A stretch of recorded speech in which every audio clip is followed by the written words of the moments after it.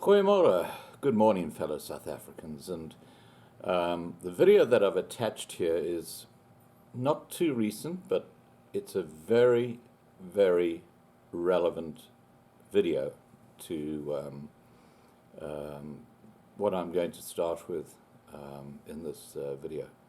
Firstly, I have to thank Bernard and I have to thank Davi for the information they've sent through.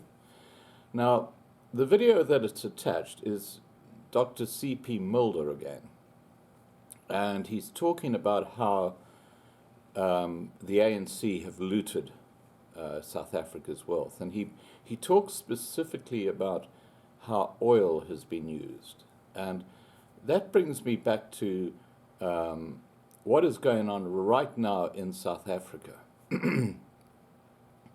There's a government-owned organization called PetroSA. Now, PetroSA is basically a shell of a company, and it actually runs an oil development facility called Moscow or something like that.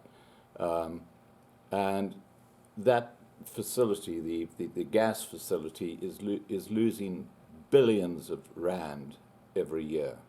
Now, let's get back to PetroSA, because this is where the scam comes in. PetroSA is just a shell today. Basically, there's apparently just one person working in an office. They're a bookkeeper, and all they do is they just add percentages to invoices they receive. And I'll explain to you now how that works. The South African government, in all their wisdom, have instructed all oil companies that deliver your petrol in South Africa, all of them, that they've got to buy 50% of their oil through PetroSA. Now, PetroSA doesn't create 1 liter of oil. So to get around this problem, what the major oil companies in South Africa do, when a ship comes in and delivers, say, 100 million liters of oil, like diesel or unleaded fuel, they put it into their container tanks in Cape Town and maybe in Durban and maybe in Port Elizabeth if they've got them there. And they then, let's say it's 100 million liters of oil, they send an invoice to PetroSA for half of that quantity, which is, say, 50 million liters. And what PetroSA do is they simply add 20% to the price and then send that invoice back to the oil company involved. And what that does is impacts the price of oil that you buy at the pump. So that 20% is then paid to PetroSA. And this is happening every day in South Africa. And despite this fact, PetroSA last year had a loss of nearly 500 million rand. A loss of 500 million rand. Now, remember that they don't have any costs for refining oil, for producing oil. All they do is they add 20% to the invoice and then send it back to the petrol company, as a result of government policy that oil companies have to buy half of their oil from a black organization that actually provides oil. There's the scam. Now, that's why the price of oil or the price of fuel in South Africa is so high. Now, in the video that's attached, Dr. Mulder doesn't talk specifically about the scam, but he talks about the incredible amount of taxes that you pay on top of that when you get your fuel in South Africa. And he talks about the scams that have been going on through the various governments of the ANC. I hope you enjoy the video, and obviously nothing's going to change under our new fellow Ramaphosa. He's apparently just bought a beautiful home in Mossel Bay, and God knows how he did that. But apparently he owns a few game farms now, and you know, there's a lot of stuff going on behind the scenes that would make your skin crawl. Anyway, please remember to subscribe to be kept informed, and I hope you're having a great day. Take care, and bye for now. And before going, I would make a simple observation. Do you get how Mulder talks with precision? He addresses the point. He's not vague. He's right on the money when he speaks. He doesn't mince his words. And it's interesting because when Mulder speaks, it seems like even the EFF keep quiet. You know, that bunch of goons that sit on the sidelines there.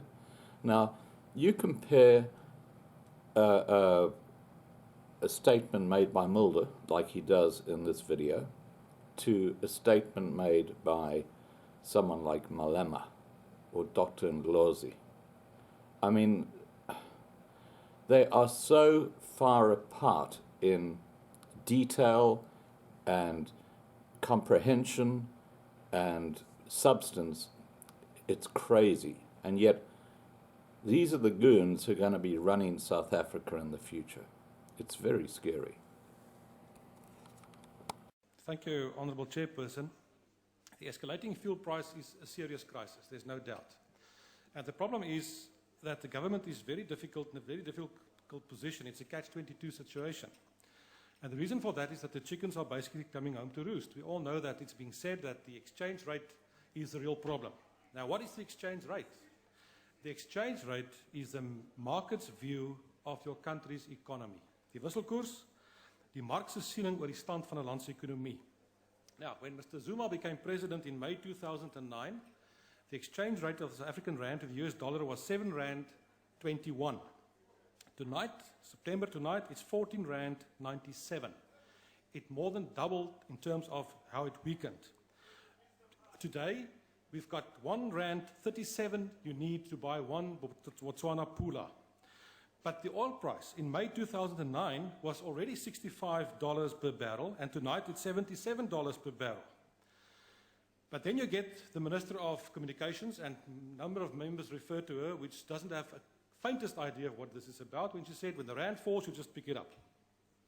The irony is that currently almost 40% of the current fuel price are for taxes. And that's the government's problem.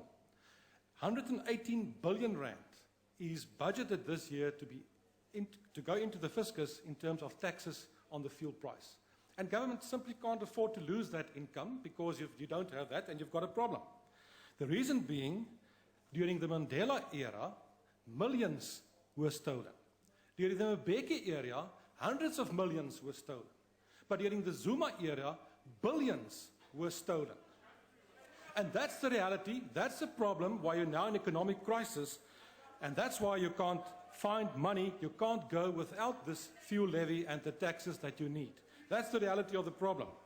Now, Honourable Chairperson, in 2015, the then Minister of Energy, Tina Joemat-Pettersson, sold 10 million litres of a strategic fuel reserve at a ridiculous price of $28 per barrel. 4.3 billion was spent on that. What happened to that?